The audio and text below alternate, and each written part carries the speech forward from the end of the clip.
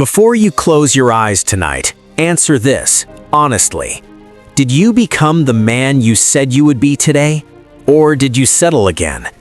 Most nights, you already know the answer. You wasted time. You chose comfort. You told yourself you'd start tomorrow, and tomorrow keeps moving further away. That ends tonight. Before you sleep, make one promise to yourself. Not a list, not a plan. One promise, and mean it. Tomorrow, you will do the hard thing first. You will not negotiate with the alarm. You will not reach for your phone before you reach for your purpose. You will move. You will focus. You will show up even when nothing in you wants to. Because the man you are trying to become is not built in big moments.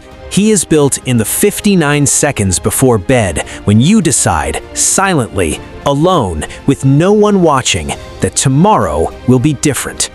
Not because you feel ready, but because you were done waiting to feel ready. Close your eyes with intention tonight and wake up like you meant it.